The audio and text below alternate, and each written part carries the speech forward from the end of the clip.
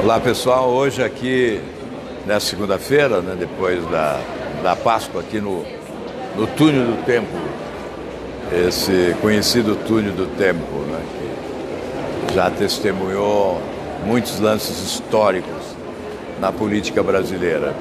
Hoje eu venho conversar com vocês sobre uma entrevista que eu concedi à UOL, da Folha de São Paulo. Uma entrevista longa, por telefone. Aqueles que leram a entrevista entenderam bem. Os que leram apenas a manchete se confundiram. É evidente que o jornalista busca sempre uma manchete que possa ser uma atração para a leitura. A manchete mais polêmica é aquela que desperta o interesse maior.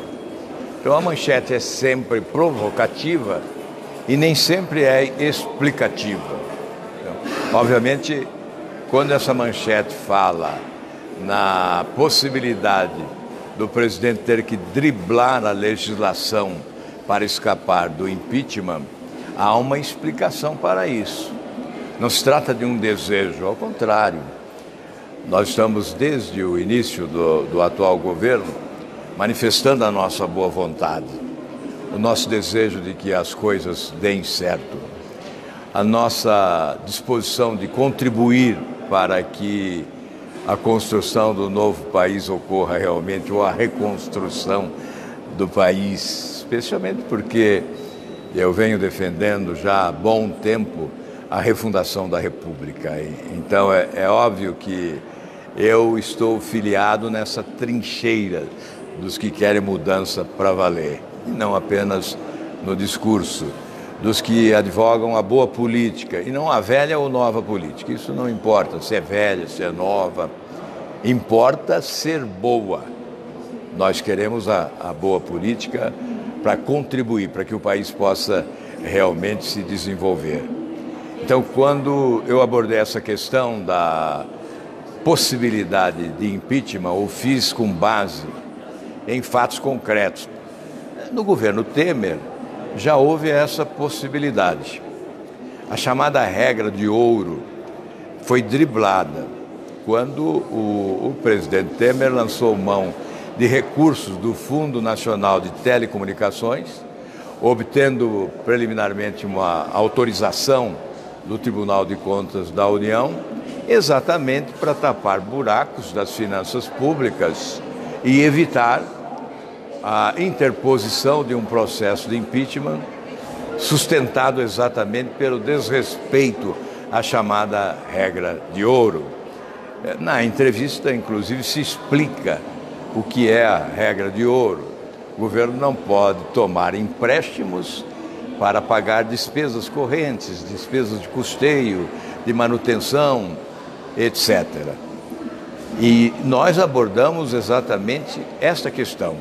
A necessidade que tem o governo, e é premente, é insubstituível, de adotar medidas rigorosas para o ajuste das contas públicas, para o reequilíbrio das finanças do Estado brasileiro.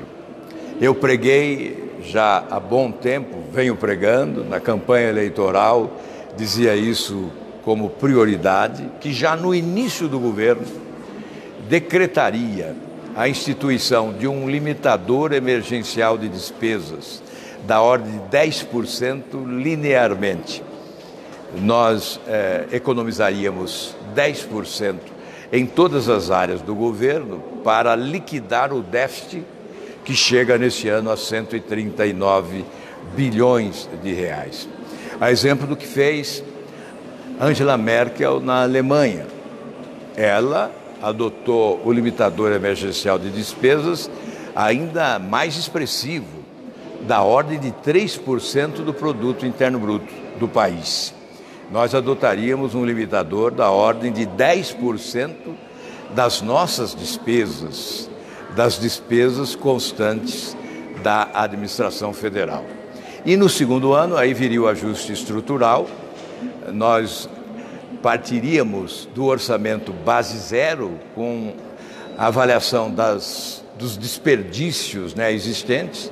O desperdício em cada área seria eliminado e certamente, eu que fui governador sei disso, nós temos sempre mais do que 10% de desperdício em qualquer área do governo.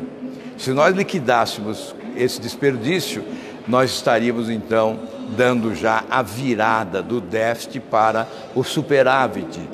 E o país viveria um novo momento de desenvolvimento, com mais energia e com o poder público recuperando a sua capacidade de investir em setores essenciais como saúde, educação, segurança pública, geração de empregos. Esse foi o objetivo da entrevista. Eu repito, foi uma entrevista por telefone, uma entrevista longa e que teve uma edição do jornalista. Natural que isso ocorra. Na explicitação desta tese, por exemplo, você leva um certo tempo. E o jornalista enxuga, faz a edição e muitas vezes aí há um comprometimento do conteúdo. Esta é a razão da preocupação de alguns.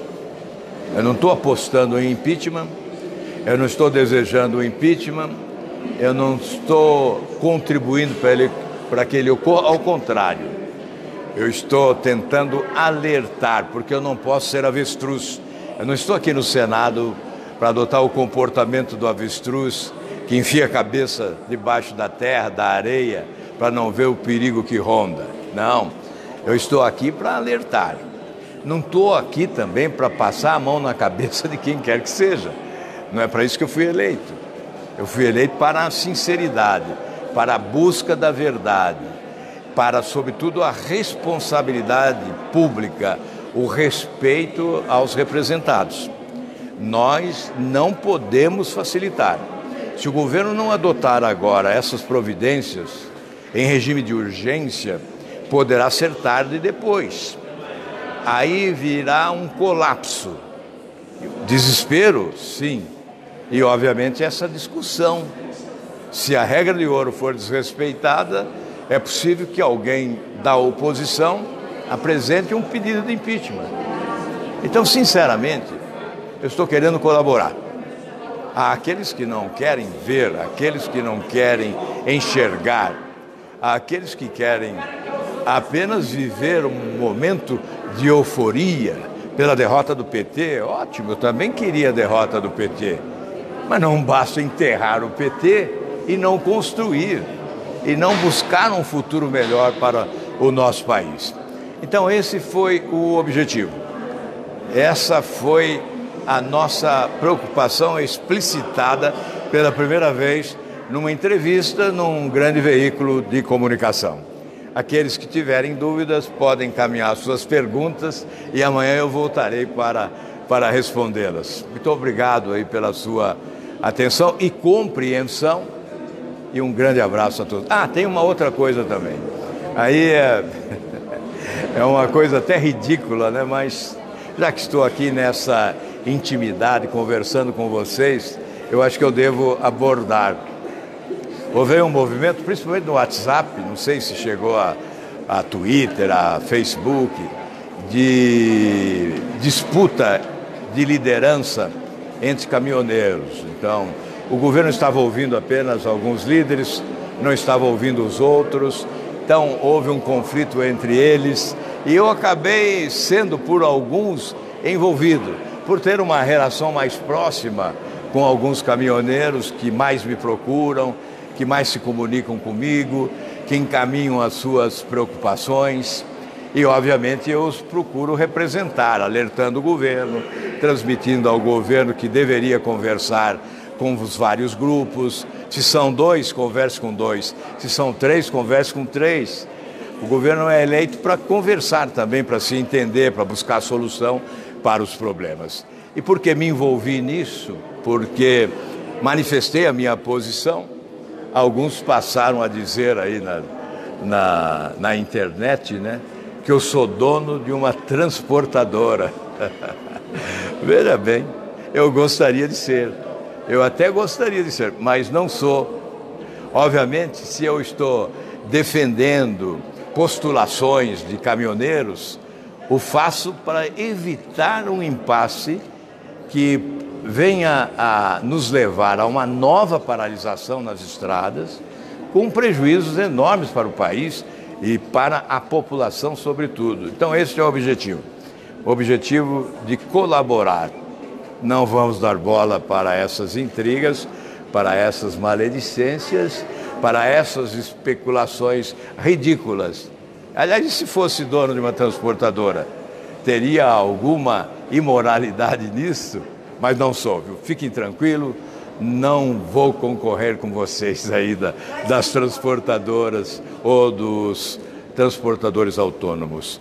Olha, gente, hoje está havendo aqui, nesse momento, creio, ou daqui a pouco, lá no Ministério dos Transportes, uma reunião, nova reunião, do Ministro dos Transportes com lideranças de caminhoneiros. Aquelas que já foram ouvidas, mas também aquelas que não foram ouvidas. Me parece que são cerca de 20 lideranças que vieram de todo o país e que pertencem à CNTA, a Confederação Nacional dos Transportadores Autônomos. Essa confederação não foi ouvida ainda, então me parece que será ouvida hoje até às 19 horas. E eu estou aqui torcendo para que se chegue a um consenso, a um entendimento. Eu fiz um pronunciamento agora há pouco aqui da tribuna do Senado, exatamente sobre esse tema. Eu espero que se chegue ao entendimento para evitar esta paralisação. Muito obrigado a todos vocês, um grande abraço, uma ótima semana.